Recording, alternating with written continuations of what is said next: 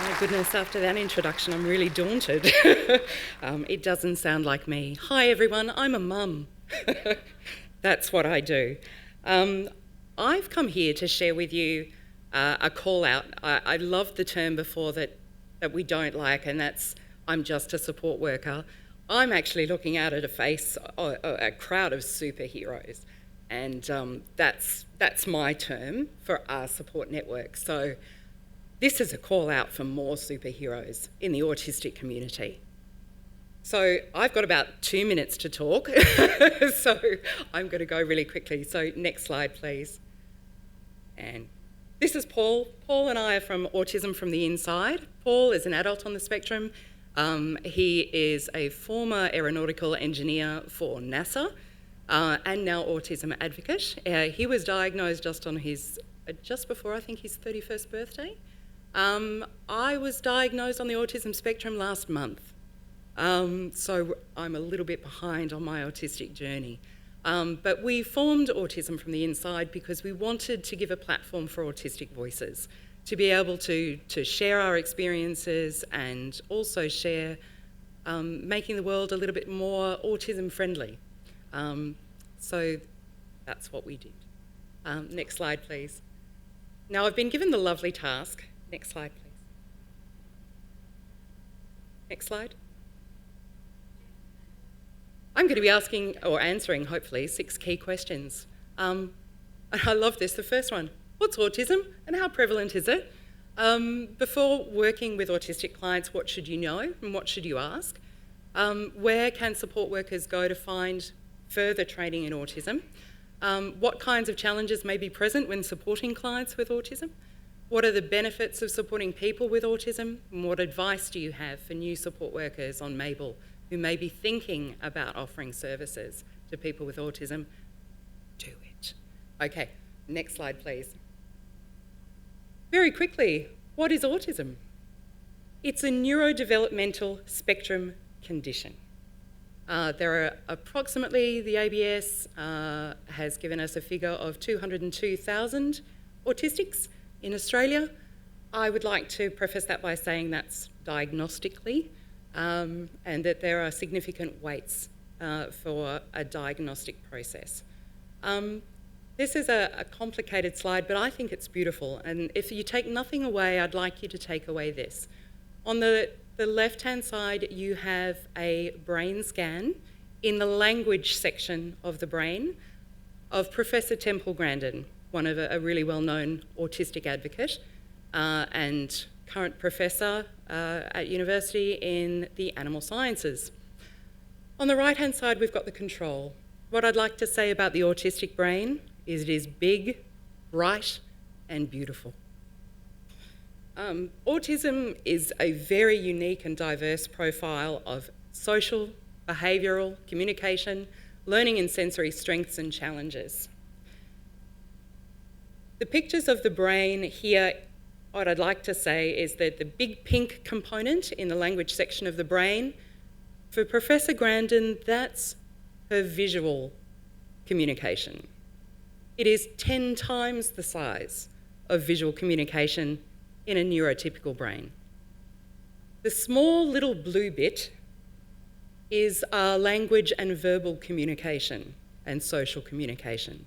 As you can see, it's 10 times smaller than a neurotypical brain. And why I've chosen to share these pictures with you is because it's amazing when you meet someone with autism that they have such incredible abilities, and yet they also have such profound challenges. And all of this is in the one person. So when you think about autism, think about that bright, beautiful firework that you can see. That is often part of what we refer to as an invisible disability. Next slide, please. This is the spectrum. I have so many people come and talk to me and say, oh, I think I'm 23% autistic. A spectrum doesn't work like that. So the impact of autism is really what we're looking at here. Yes, we can all experience some pragmatic challenges. I struggle with Griffith University as well, it's the TH at the end. With social awareness, with having a monotropic mindset, which might just be a particular area or interest that you're so passionate about that it becomes the dominant thing in most conversations. It's also called concrete thinking. We have a lot of that where it's either good or bad and there's no grey in between. We process information differently. We experience the world differently. You've often probably seen somebody who's autistic in the community with headphones on because they're unable to filter those different levels of sound that we experience every day when we might go to a shopping centre. They might have repetitive behaviours. The most recognised is stimming. Now, stimming is self-regulatory. It's an autistic person helping themselves to feel calm. And there are neuromotor differences as well. In addition to this, I'd also say that there are approximately 60% of autistics have co-occurring conditions, things like anxiety, things like depression, things like ADHD, and in things like a sensory processing disorder specific diagnosis. So there is a huge range on the spectrum, and it's not a percentage or a mark out of 10. Next slide, please. So what do you need to know? Well, I think as Gary beautifully said, you've met one person with dementia, you've met one person with dementia, you meet one person with autism, you've met one person with autism. And hi, I'm one person with autism. So hi, great to meet you. What I'd like you to know, autistic children and adults experience, see, hear, feel, process, and think about the world differently. Their journey should be respected, included, supported, validated, and celebrated. Just because you cannot see what makes them anxious, or you cannot feel what would be causing them distress, it doesn't make their experience any less real. As we saw, we have very different brains. So when you're working with an autistic family, ask them, what language should I use? Would you prefer person with autism or would you prefer autistic person? What's super helpful is that no one agrees on what kind of language we should use, and it's completely different depending on which field you come from, whether it's a medical field or an academic field or a social club and group. It's sensitive because adults with autism have been advocating for a long time to be seen. So to be able to be addressed as an autistic person is actually a point of pride. But what about children with autism who may not have had their diagnosis discussed with them? It's a very different point on their autism journey, and we need to be sensitive to where our families are when we support them. Ask them what they're passionate about. When you work with autistic people, you will be amazed at the world that opens up to you. It is phenomenal. I became fluent in Pokemon. I wouldn't have thought that was possible. It's just absolutely incredible. Also, bizarrely, Viking history is now a new area of expertise, completely unknown to me. I do say that I fail desperately at gaming with my son. He tried to have me do virtual bowling and I actually got wedged underneath the graphic floor. So, epic fail, but that's okay. I'm open to giving it a go. Ask them what a great day looks like. Because often we say, oh, your child doesn't look autistic. I've not seen them struggle. No, often it's an invisible struggle. But what does a great day look like? A great day might look like fantastic eye contact, being able to produce copious amounts of work, being funny and engaging and having a brilliant time. What can a bad day look like? Well, a bad day can look like barely being able to get out of bed. And that huge difference is dependent on so many daily factors. So ask them what a good day looks like, what a difficult day looks like, and then ask them, how do I allow for space? How do I allow for your child with autism, your adult with autism, your friend with autism? How can I allow them to be independent? How can I help them reach their goals of growth? And what strategies work to help calm, comfort, and support? Next slide, please. Where do you go to learn about autism? Everywhere, it seems. But continuous education is incredibly important. I've been doing my master's at a glacial pace, and it's already significant. The course I'm doing has already significantly changed since I started doing it. So the autism space just is inundated with difference and research, and now a lot more autistic voices, so it's continually changing. This constant change is redefining how we look at autism, what we think about it. And those impact our strategies and our supports and how we look at the world. Please, I really encourage a balanced perspective. Mabel has fantastic resources online. Some of them are videos that we've done from Autism from the Inside, and I'm very grateful to have that opportunity to share that autistic-based lens so that you can see in first-hand experience what autism is like. But also look from a parenting perspective, look from a partnership perspective, so that we can see autism in all its many forms and in all our different roles. Make sure that you're looking at some ethically sourced and peer-reviewed material as well, so that we're not getting any of the myths that may have come from past narratives. Next slide, please. What am I calling out for? I'm calling out for a superhero. Could that be you? You don't have to wear the lycra. That's optional. Although, yeah, my son would really love it if you did. He'll join in. What kind of challenges do you face? Well, you face a lot of the challenges that autistics face every day. Every day is different. Make flexibility your friend. It's never been mine, but I'm working on it. But thinking outside the box. Families may be at different stages of their autism journey, so always have that empathy and compassion. We might have just found out that our child's on the spectrum and we don't know what autism is. So we can start at the very beginning together. Sometimes it might be confusing to understand your autistic client. What are they trying to communicate and how are they feeling? Tap in and ask the question, how can I meaningfully check in? And I love this example because I share, my son has had a wonderful support team from the age of about 3. And if you ask him how he's doing, he will give you a beaming smile and he will say, I'm great, thanks. How are you doing? And while that's fantastic, that's also a very codified social response, and it's not authentically checking in with him and saying, but how are you actually feeling? If you want to ask my son how he's feeling, ask him in a colour. What colour are you feeling today? You'll be surprised how often that it's black or a dark grey, and I wouldn't be able to tell from his gorgeous smile. Sometimes your client may not speak. They might be visibly upset or frustrated. Check in and make sure, what are the strategies that you use? Because once again, as we all have different brains, we all have different strategies that work. Next slide, please. Look at that cute photo.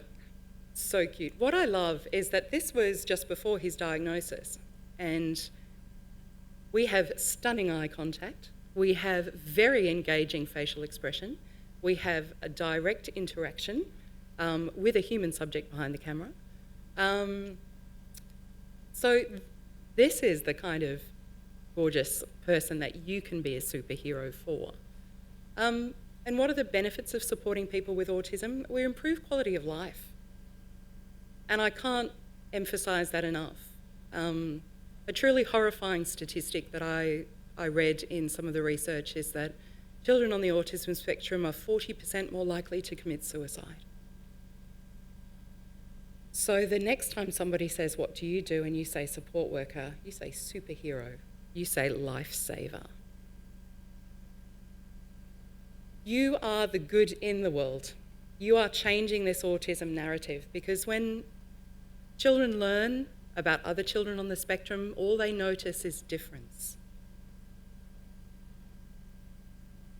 you have an opportunity to change that autistic narrative, because what happens when somebody is always told that they're not quite fitting in, they're not quite reading the situation, they're not quite understanding what's going on, what they feel is that I'm wrong. There's something wrong with me. And we need to change that to an autistic narrative where we say, there is nothing wrong with you. You are autistic and different and great. So one of your biggest roles, whether it's just meeting with someone afternoon, talking about gaming, maybe going out to a movie, even catching a bus, you will be changing that autistic narrative that says you're different, but you're great. You'll be celebrating individualism and creativity and the right to be accepted, to be included as your authentic self, not as a mask, where we socially mask for what we think is more acceptable in social situations. So supporting adults, children and their families in changing the autism narrative from shame, which is, I am something wrong, to a positive autistic identity, which is, I'm different and I'm great. Next slide. Oh, look at that young man. Right, so thinking about being a support worker and supporting clients with autism, you'll be able to support Harry Potter.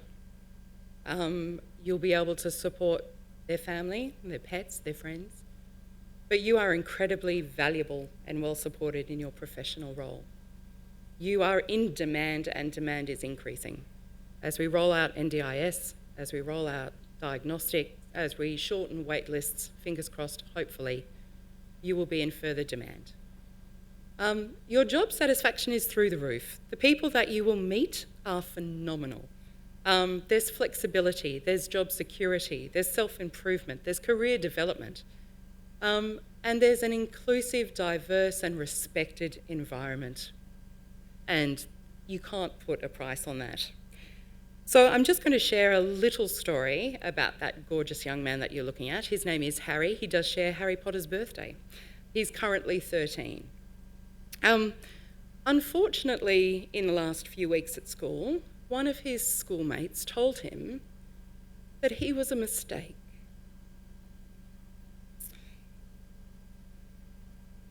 And I'd like to share with you the response from one of the members of his team. I am so incredibly proud of Harry, all that he has become and continues to grow. He is an absolute highlight of my career, and we are so blessed to be in contact. I feel deeply sad for his experience, and while I know he's surrounded by an incredible team, I truly wish he knew how incredible he is and how much he positively touches and impacts the lives of others. Thank you for reaching out and letting us know what occurred at school.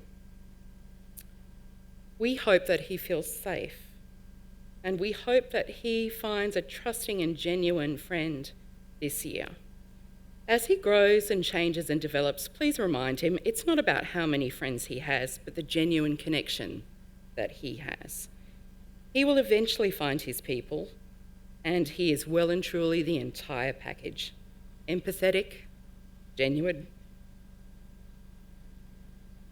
handsome, caring, clever, honest, smart, and most of all, resilient. While he's had a lot to do with his support team, he continues to show up and push through every day. He's a role model for how to do life and how to do challenges.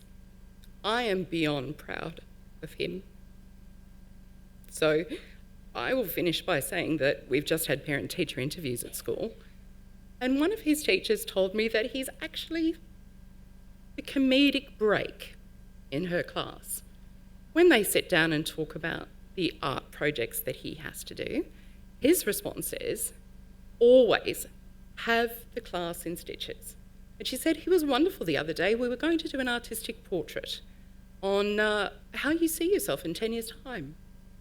There was a very small but clear voice that interjected and said, 10 years' time? I can't predict tomorrow.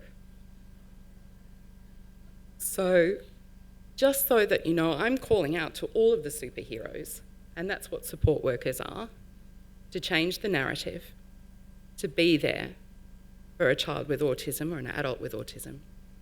Help them become comfortable in their own skin, help them experience the world, and help them understand that their brains are big, bright, beautiful, and different. Thanks.